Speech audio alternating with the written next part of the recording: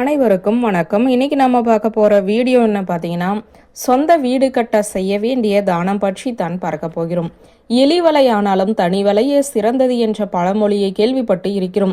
சிறு சிறு பூச்சிகள் முதற்கொண்டு தங்களுடைய குடும்பத்தை உருவாக்குவதற்கு முதலில் தனக்கென்று சொந்தமாக ஒரு கூட்டை கட்டிய பிறகுதான் முட்டையிட்டு குட்டிகளை வளர்க்கும்.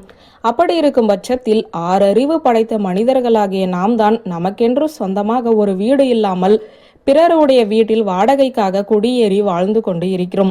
இன்னும் சிலருக்கு இதனால் திருமணமாகாத சூழ்நிலை கூட உண்டாகிறது. இவை அனைத்துமே சொந்தமாக ஒரு வீடு இல்லை என்பதற்குரிய காரண கர்த்தாவாகவே திகழ்கிறது. இதற்காக பலரும் பல வழிகளில் போராடினாலும் தெய்வத்தின் அனுகிரகம் இருந்தால் மட்டுமே அவர்களால் சொந்த வீடு கட்ட முடியும். அப்படி சொந்த வீடு கட்டுவதற்கு கோவிலில் எந்த பொருளை தானமாக தர வேண்டும் என்றுதான் இந்த வீடியோவில் நாம் பார்க்க போகிறோம். சொந்தமாக இடம் வாங்க வேண்டும், வீடு கட்ட வேண்டும், குடியேற வேண்டும் என நினைப்பவர்களுக்கு செவ்வாய் பகவானின் அருள் என்பது வேண்டும். இவர் கடனுக்கு மட்டும் காரணகர்த்தாவாக திகழவில்லை, நிலம் தொடர்பான அனைத்து பிரச்சனைகளுக்குமே காரணகர்த்தாவாக திகழ்கிறார். அப்படிப்பட்ட செவ்வாய் பகவானை நாம் வழிபாடு செய்வதன் மூலம் செவ்வாய் பகவானின் அருளால் விரைவிலேயே சொந்த வீடு கட்ட முடியும். இதோடு செவ்வாய் பகவானுக்கு உரிய அதிதேவதையான முருகப்பெருமானை வழிபாடு செய்வதன் மூலம் நம்மால் சொந்தமாக வீடு கட்ட முடியும், வீடு வாங்க முடியும். இதையும் தவிர்த்து நம்முடைய கர்ம வினைகளை நீக்கி நன்மைகளை பெறுவதற்கு தான தர்மங்களை நாம் செய்ய வேண்டும்.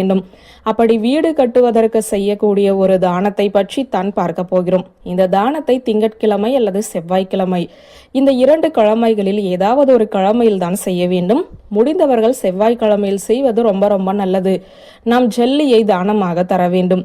வீடு கட்டும்போது காங்கிரீட் போடுவதற்காக கருங்கல் ஜல்லி உபயோகப்படுத்துவோம் அல்லவா? அதை சிமெண்ட் விற்கும் கடைகளுக்கு சென்று 1 கிலோ மட்டும் வாங்கிக் கொள்ளுங்கள். யார் சொந்தமாக வீடு கட்ட வேண்டும் என நினைக்கிறார்களோ அவர்கள்தான் அவர்களுடைய கைப்பட பணத்தை கொடுத்து இதை வாங்க வேண்டும். வாங்கியதுமே நேராக அருகில் இருக்கக்கூடிய ஆலயத்திற்கு செல்ல வேண்டும். முடிந்த அளவிற்கு பழங்கால ஆலயமாக பார்த்து தேர்வு செய்து கொள்ளுங்கள். அந்த ஆலயத்திற்கு சென்று அங்கு நுழையும் போதே கொடிமரம் இருக்கும். அந்த கொடிமரத்தில் சாஷ்டாங்கமாக விழுந்து வணங்க வேண்டும். பிறகு அந்த கொடிமரத்திலிருந்து ஆலயத்தை ஒரு முறை அடி பிரதட்சணம் செய்ய வேண்டும். இவ்வாறு ஒரு முறை சுற்றி வந்த பிறகு சாதாரணமாக 3 முறை கோவிலை வலம் வந்து இந்த ஜல்லியை கோவிலில் தானமாக தந்துவிட வேண்டும்.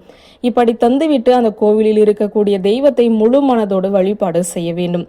இப்படி நாம் வழிபாடு செய்வதன் மூலம் நம்முடைய சொந்த வீடு கட்டும் கனவு என்பது நிறைவாகும். வாடகை வீட்டிற்கு டாடா சொல்லிவிட்டு சொந்த வீட்டிற்கு குடியேறலாம்.